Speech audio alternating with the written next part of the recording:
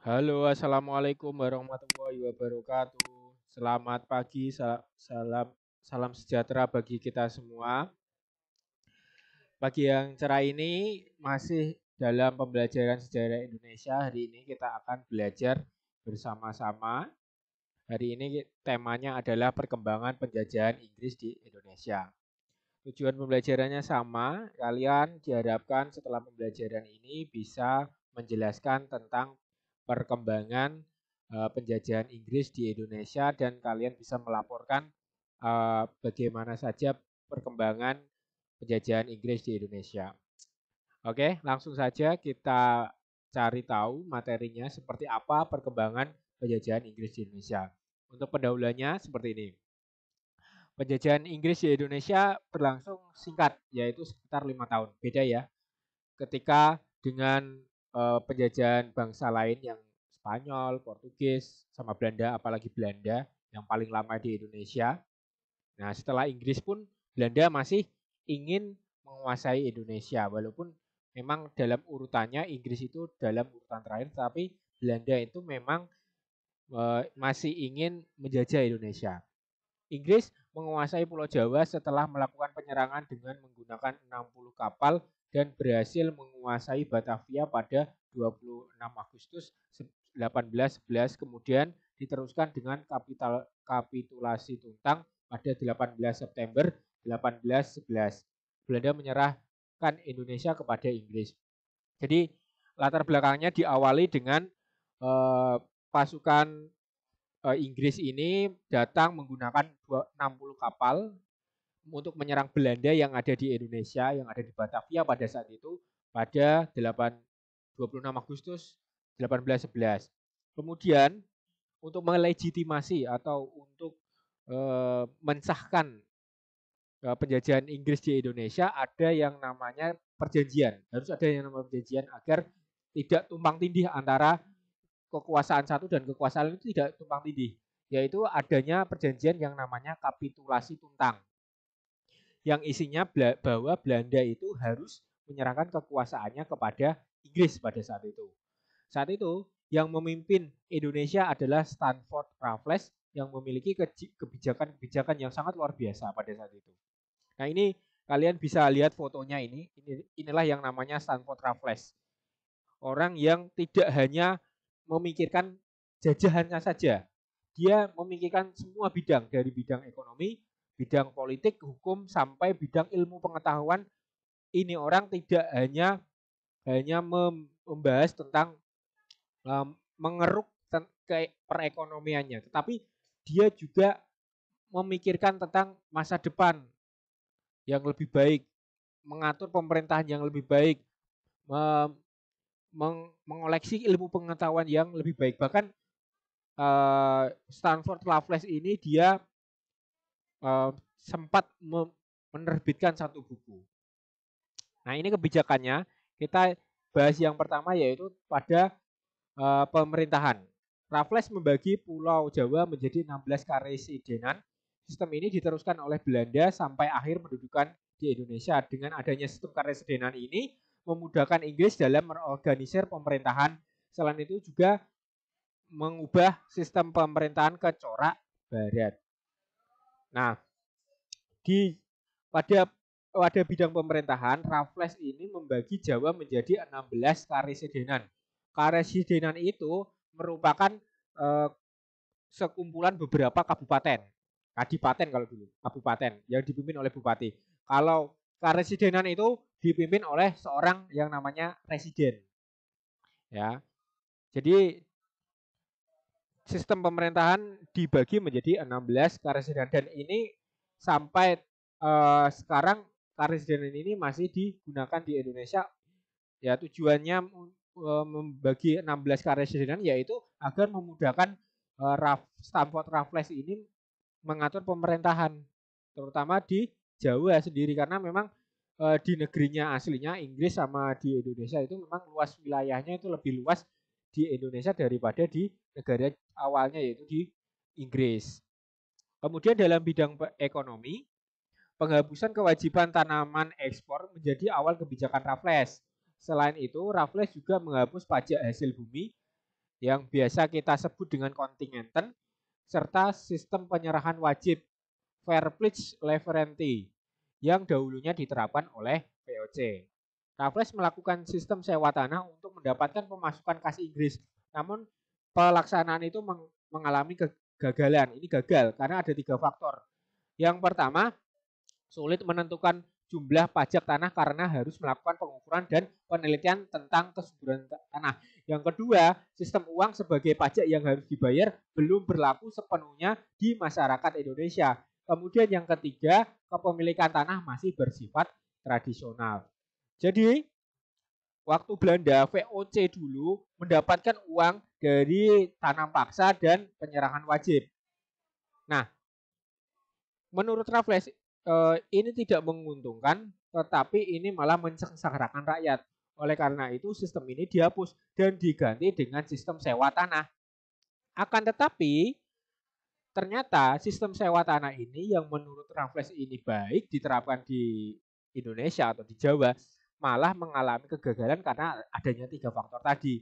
Pajaknya sulit karena kesuburan tanah berbeda-beda, ada masyarakat Indonesia pada saat itu belum mengenal uang, dan yang terakhir tanah itu miliknya masih bersifat tradisional.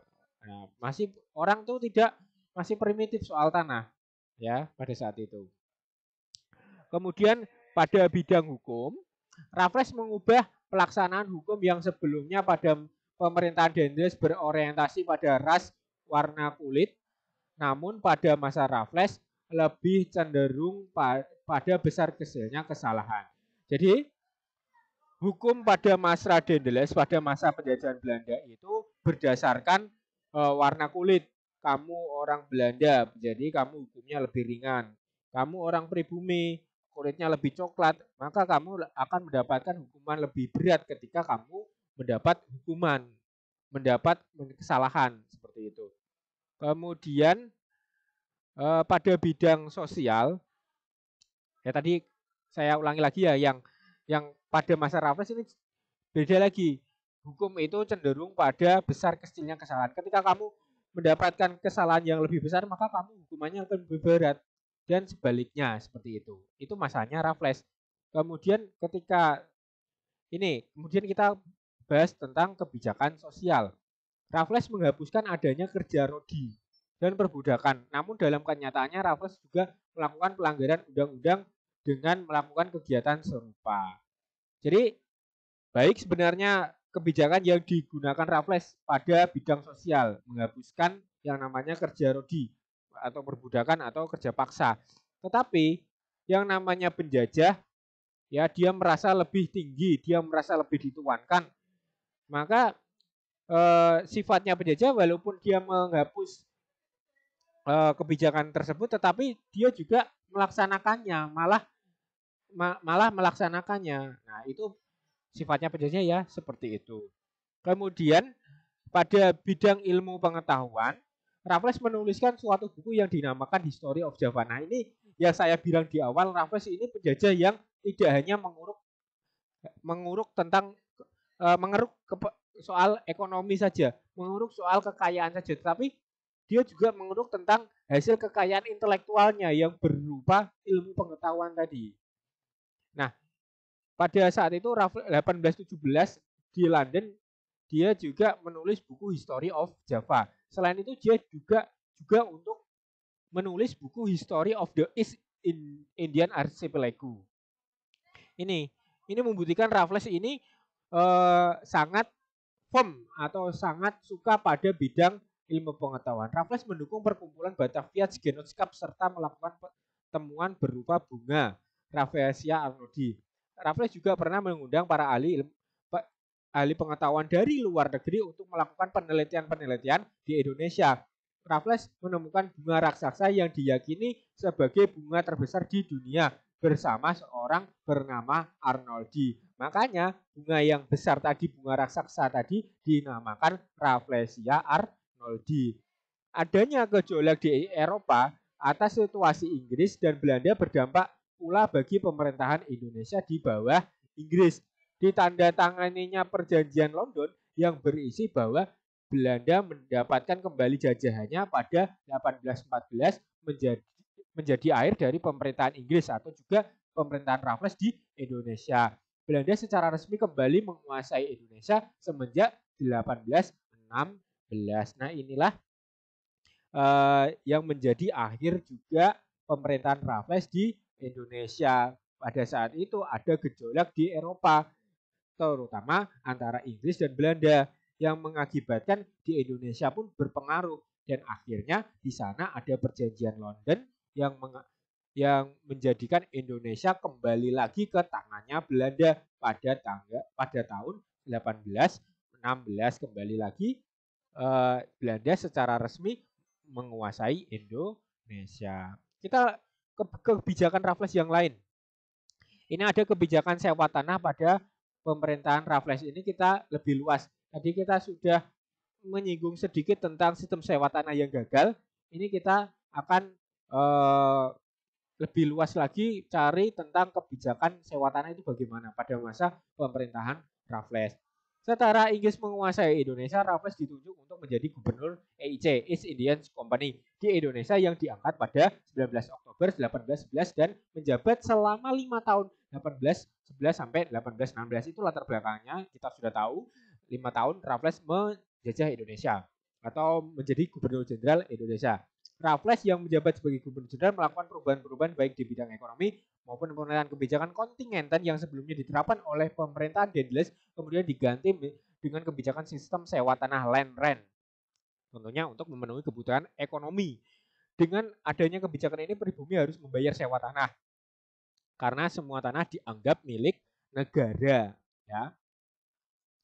Nah, ini pokok-pokok dari sistem sewa tanah. Satu, kerja paksa dan penyerahan wajib yang pernah berlaku dihapus dan diganti dengan sistem sewa tanah. Itu intinya. Yang kemudian yang kedua, hasil pertanian oleh pribumi diambil langsung oleh pemerintah tanpa adanya perantara dari bupati. Ya, walaupun kelihatannya di sini dihapus, tetapi ternyata dalam prakteknya hasil pertanian ini malah diambil langsung tanpa ada perantara dari bupati, malah diambil langsung oleh pemerintahan pusat, oleh gubernur jenderal. Nah, ini ironi ya. Walaupun mereka menghapus kerja paksa, tanam paksa, tetapi malah mereka mengambil paksa hasil pertanian. Ini malah lebih tragis lagi. Kemudian rakyat harus membayar tanah atas kepemilikan tanah yang mereka pergunakan kepada pemerintah. Ya karena apa kok bisa seperti itu? Kan tanah-tanah sendiri. Tidak ada tanah sendiri ketika ada kebijakan sewa tanah. Karena semua tanah itu dianggap milik negara.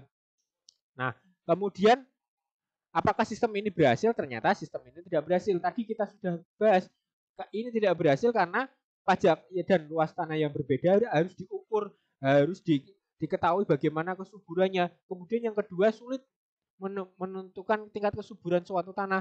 Kemudian yang ketiga, jumlah pegawai masih sedikit karena memang hanya periodenya 5 tahun.